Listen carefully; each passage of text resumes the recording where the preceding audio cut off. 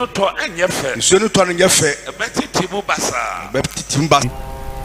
if we don't enact laws, even the cocoa trees, people are cutting them. The government says it is rehabilitating cocoa farms and will introduce climate-smart adaptive measures to deal with the challenges. But many cocoa farmers are worried their livelihoods are at risk from the multiple challenges they face. Nabil Ahmed Rufai, CGTN, Esikaso, Eastern Region of Ghana. Samuel Komlon owns this 1.6-hectare cocoa farm in Esikaso in the Eastern Region of Ghana. He used to produce at least 30 bags of beans from this farm, but now it's 20, a decline he puts down to changing weather patterns. The time that it's supposed to rain, it won't rain. And every yield has its time of to produce. So if the rain doesn't come at that particular time, definitely it will affect the yield. Ghana is experiencing hot temperatures and heavy rainfall patterns linked to climate change. It's leading to the depletion of the harvest in many of Ghana's cocoa farming areas. Last year, Ghana's cocoa sector lost about 150,000 tons of beans to diseases and the destruction of cocoa farms by illegal miners. The country's cocoa regulator, Cocoa Board, says that's why the country wasn't able to meet its target of producing 950,000 tons of beans in the last crop season. A ton of cocoa is currently selling at a record $6,000, up from about $4,000 last year. It's unfortunate. Now the price of cocoa is very good, but we can't get large quantities from the farmers due to the challenges they are facing. The cocoa regulator had predicted about 820,000 tons of cocoa would be produced in the 2023-2024 crop season, but it's had to revise that down to 500,000 tons due to the effects of climate change, crop disease and the destruction of cocoa farms. The government must enact laws to prevent the cocoa trees where the land is fertile for cocoa.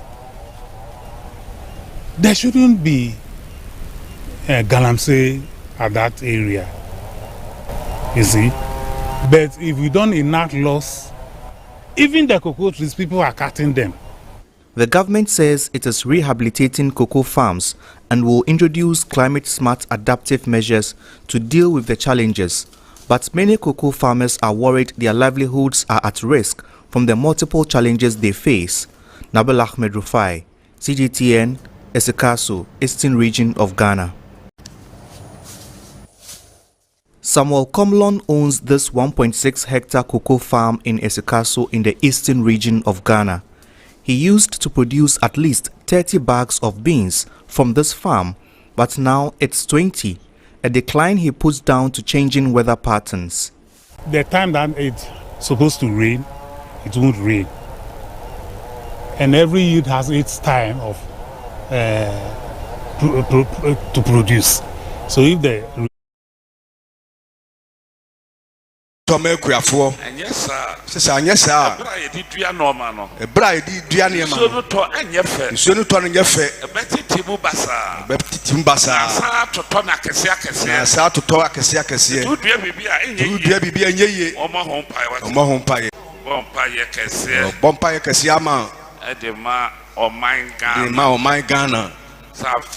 Safia yesimu.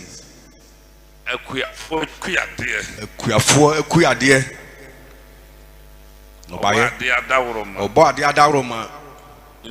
Yes, so when come share and Papa Bishop Dr. Joe do a bite at first watch night and I did hunkomo.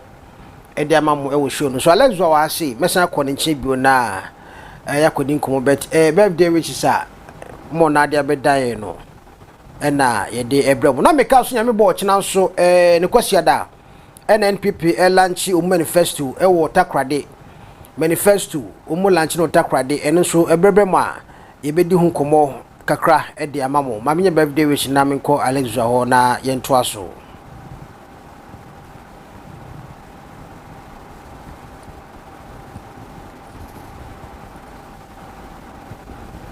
Happy birthday to you, Sarah Obin Frima for Maxwell and for Vision FM Sefi Debbie Show.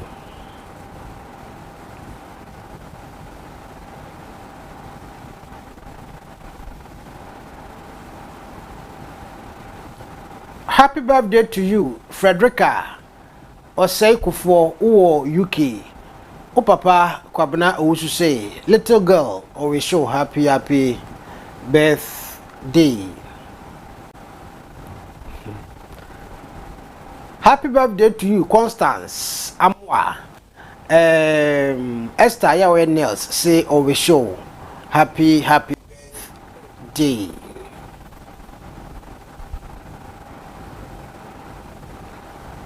Happy birthday to you, Helena Odro Usua. We a teacher Elwo Sefidebiso Osmesia Basic School. Obapa, happy birthday to you.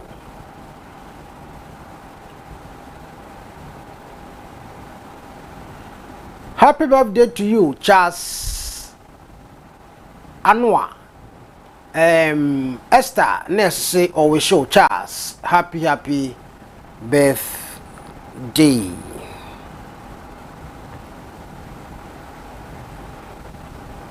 Happy birthday to you, Ma Augustina Ama Mpaibo.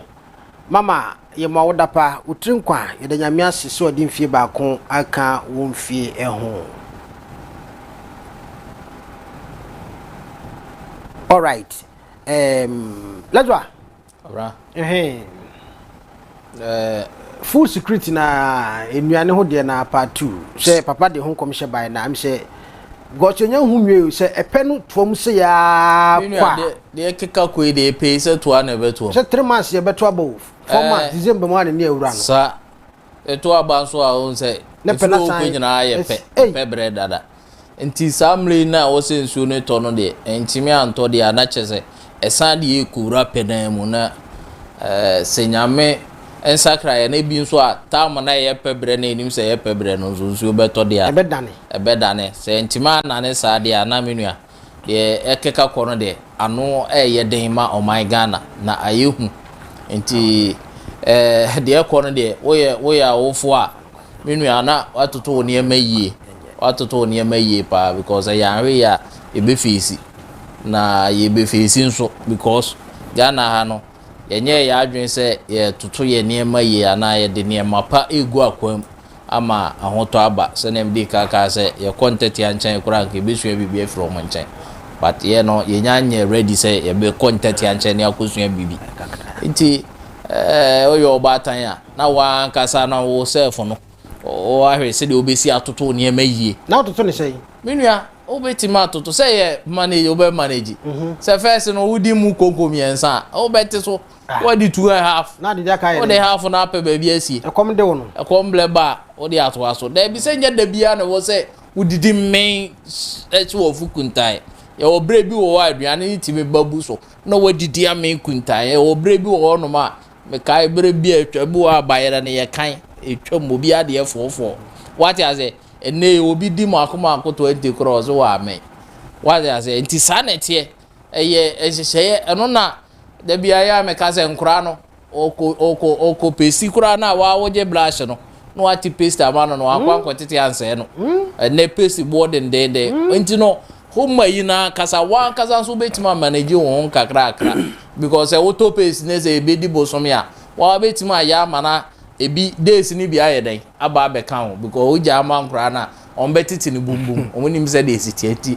o sorry ano pa na wa watamomo brush na wa watete atotozo ye badejwe no wo ye nkwan a omo ba na ye na dodo udibia na odibia se fridge na enye sa menua de ekona no wode because enkoba se ahogira bagana ntino upa awoje ye tum ye dobo na ma wati bida okroma se ahogira ba aduane bo aye de ntino o ye adwuma onso upe na awoje ye dobo na ma wati bi wo gana ada ebi si da iti wan kasa na wo se unya adwen na wode entotoye ana se nhyehyɛ papa egu akwan mu de ma wa ankasa ho na ye koso asre ye politician ye mpanyimfo a wo Ghana se omo hwe no omo fa ne mangu akwan in terms of kuya kuaye enne mabunu no dodo na kondo so mo be ye kua but ehho akade no menye sure say okoye dibi say opeso ye kua opebosia akora obenya unya enua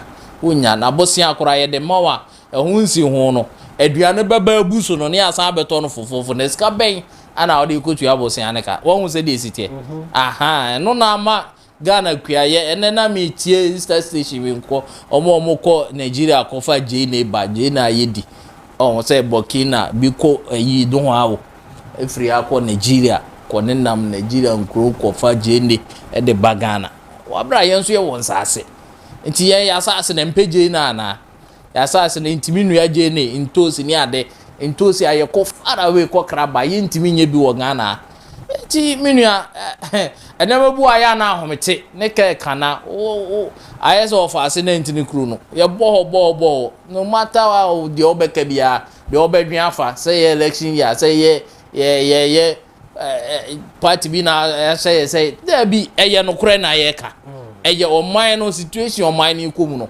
anu oden ena onama obi esu aduane bo aye den eno na ye ka sisia na ye hu ni say aduane bo aye den no se nyame ansese wiem na ekoso aye saa ebeye den mo achensei entidie na yeye de bia na afe na so ni abetena se ni akasa ni ekọ de bia ni akasa edie nhyehyeye ana mpanyimfo edi gu akwam wo abra ye won sase bebre ye won sase ofri akọ srem ni ensase egu kwan bebre asase de ye nshorte ensase o ana ya sase nso ye rich ye sase ye papa obi wo kro he uko Saudi ne yi masa bu a 1 year na nsuo ntoda nsuo to once a year omonte wo omunidi ade na afu we nyame sese awiem kakra bi e de ahokere ba sase ye ntoto ye ne maye ye nya ye nhihye ye ntina me ka sese nyame sese awiem ana se eyi bi basa na ya de suade na wo se ye hwe na ntem na yesua bibi fi mi waso no wama ye nsuo a nke bia epebre yebetuma nsuo no dia ye nsuo adeda ho what I say nsuo adeda ho anka wo de machine tum na ka wo di spray wa yi wa fu so sa nsuo ani nyina so aye de ya se no ana ye ni machine si so aye di tutubo eno so bo den minua kuani beda kofa 16,000 ana 18,000 uko kuya kra de na uko nkrase de more than 20,000 se me kwa confirm machine akotubo o mafum wonya se ska no what I say eti sa ne ma ni nyina ka aban ne we aso akuafo na sene aboa wo ma eka be manuane na ba buso se nuane buso ade bia ya meka se first na na ye wo akurase no ebi wo a ba yi kurase ka na obotoma ho mfa ho what I say wo nam wo ho wo aduane wo bibia wo koto den eti se nipa no wo aduane wo ni fie na wo didi men na sika ni no ho a eye chen se ekom na ma ni brebo ekom minua sabe ubohu abranche bu a yensuso sa na ma no so na wa fa knife koje ma bag ni ade dodo na yekom obie ni wo ni bibidi se sika ni ba ebia na subambo ni bi na eti ni mu die se wo koje wo ba bag ni ayede what I say eti se nipa no emma common ne no enti na abrofu hihye mu no ma chihye bibia se de be ya obi ho nkyire ne bebre ma ne nyede enkodi bone oho de bia ya ye kanyamesom sa ho kyere ba emanyamesom enye kama o because nipa akom de no so oti asori dem na wo preach kura enkodi tirim oti asori dem wo preach enkodi tirim bone enso bebre na ba di tirim because kom de wa na adwen no o pe kwan bia obefa so a obeye nti say ye go system ni bibia ye fakra aduane wo wa menua bone so bete bone eso bete papa eti say ye nyamso mind dia ye hwe asofofo wo adwuma ye politicians ye nyina wo so ene meni wo mienu ayete ye nyina ye nkamom na ye nhyehyɛ oman no ma oman ne nya akɔ na ye njai bone druba bi so anya akasa bone ye desia atadwen obi etiti ni mo wurema bi adwuma kora se ye no opezo onya sika kora cha adwuma wura no ogu no what I say wo ogu adwuma no enti no so obi ewo sika na ne yem hyehye no kora so obebi adwuma wo Ghana ana re se obi a brand no atoka ma obi gi adwuma obi ye driver ni kom de no watoka ma no so mfanya adwuma no minua obeye na saa na ona no wonya hwe oh nti say yes say yesuban yes say nyina yes say yesuban na ye mpanyimfo so sese wo musu obi esa de suban a minua oman no ye bekọ yanim anye saa de a ebe travel o ze den de ekọ no anu oden se de ewie masi asesa no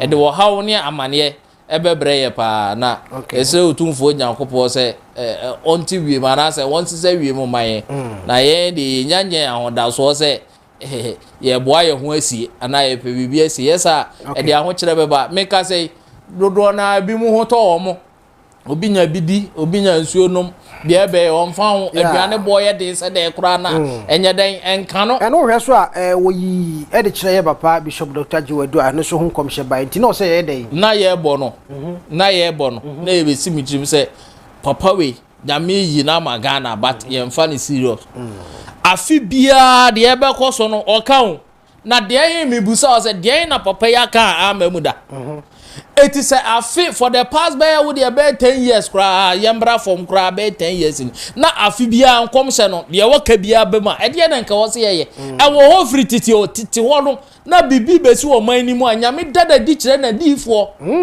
ai what you say ekom beba aduane beba na nyame dada di wo ho free titi etinei sa nyankopon na da so tiase na so de papa ye adwuma no o kan sa nsuo ho asem this year ya enya na mo na ka o se etufa politicians no mu sabi o mu ya Christopher o mu dey commission dodo na kwa asole sa dodo na kwa asole enso no minua se ya aburo ni be yo se die yo omu wo baby omu be fa bia fa kura na asore de omu ko omu nyina tete asore dem de okwo nkramo so ko ne nkramo what you say nyamsuma ye fashion sa obi na board nyem sa pepepe na se ya ginyame di na ye nim se nyame adi fo wo ho de a ene ka popo we ka asma wo se ye fa ne de ye adwuma because de obeka bia bam de wo asemben obi mfreze bia sa yi a we papa ka se ebesi yansi de obeka bia ye adwuma de ade ne emfa nya adwuma twe one nyame na anhye wo se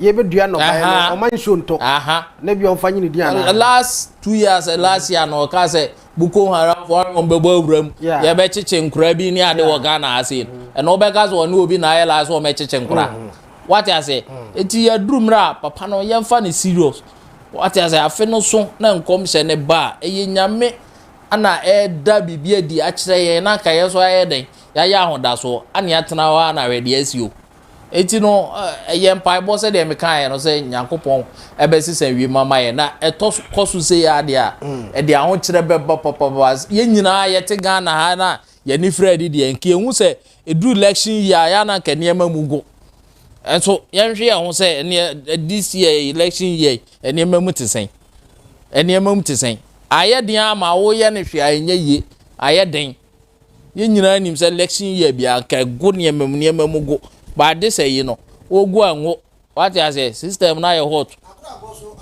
3 months abato na durawie September October November adurawie what you say adurawie anka wo say niema mu egu ana niema mu ba fom no we ogu anwo because say ya antoto ye niema ye ya amfa nhye pa nwu akwan eti ye besere mpanyimfo ye nyi hwe ye ntimi nya hwe wo de ye ntimi nua mo ne ade a menua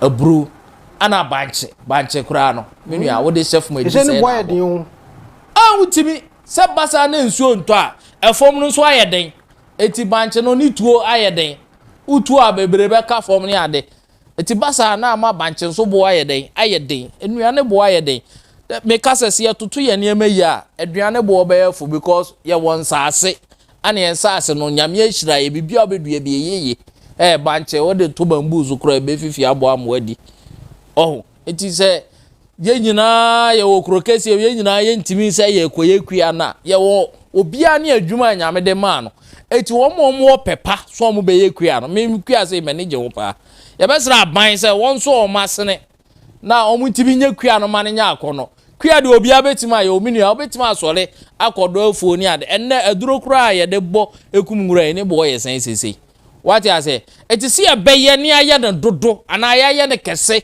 ama aduane abuso ho asem na ye ka ho nyese bia wo sore se obi e sore se wo kwa akodo obi abetima akodo bi na wo do no ado ne kese sen enei wo do no ado ne kese sen wa bra ye wo machines tractors aye di ye kua ye wo machines aye di ye kua ema kua ne ya akono ma kua ne ye kese ema aduane babuso a ye betimi wo adan dien kwa na ye twen eti ye besere basa no kra na se wo ya aban a wo tie kunwa so e ma ho to kakra e ma ho hen ha e ma pressure susuba also because efie ye aduane wo fie a sebe nipa nsori anopa nkasa bebre o radio so and also radio bia sori ana wo kire na obi esu ni ade no. All right.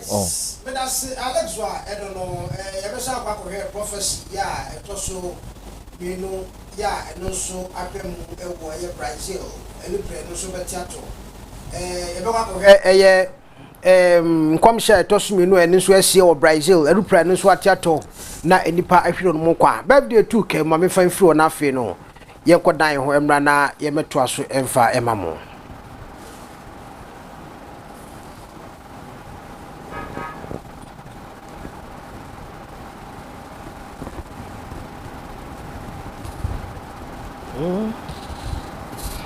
Happy birthday to you, Rexford Adum Amponsa Jr. from Queen Vidash. Wishing you, little boy, happy birthday.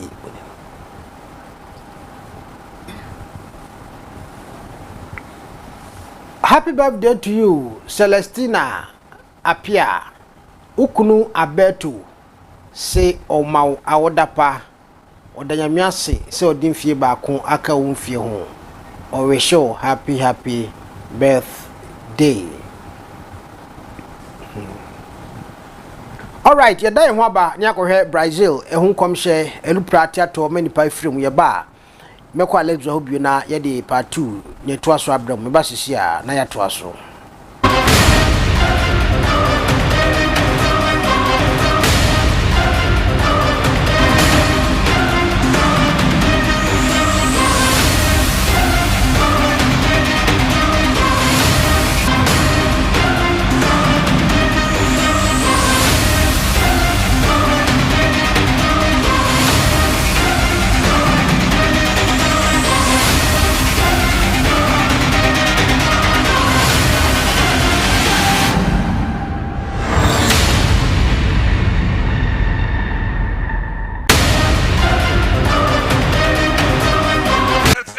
Bofu. Usa lupre bi ayira. So usa lupre bi ayira.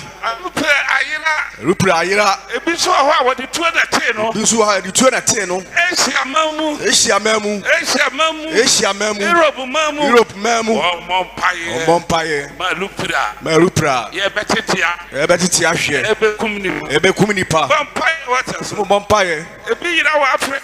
Enyam. Ebi yira so wa Africa enya ne nwanwa. What Africa? What TB so Africa enya ne nwanwa. We're just going to start with a developing story. One of the helicopters in a convoy carrying Iran's president, Ibrahim Raisi,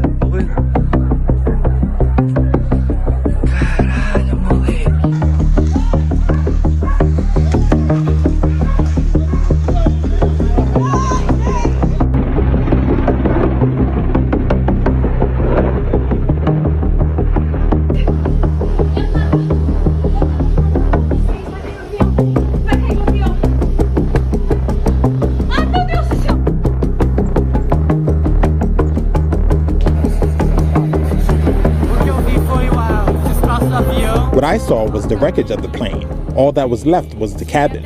I even saw the videos they sent me of the body burning there. I also saw a lot of people broke into the condominium to make videos. A very sad scene.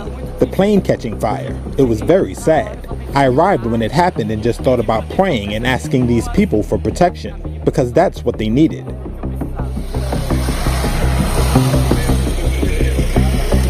What we call a flat spin that you see the airplane getting into and eventually goes into a spiral spin, otherwise known as a graveyard spin. It's a pretty rough thing to get into and even rougher to get out of it. Many possibilities. At that altitude they were flying, there were some reports of icing. There's possibility of an engine failure or even a flight control problem or missing a flight control issue that could cause the aircraft to stall. And at that altitude, like I said, as it looks like, going into a flat spin and then eventually into a spiral spin. And as it goes down further, the speed increases, and by the time they hit the ground, they must have been doing extremely high rate of descent and speed.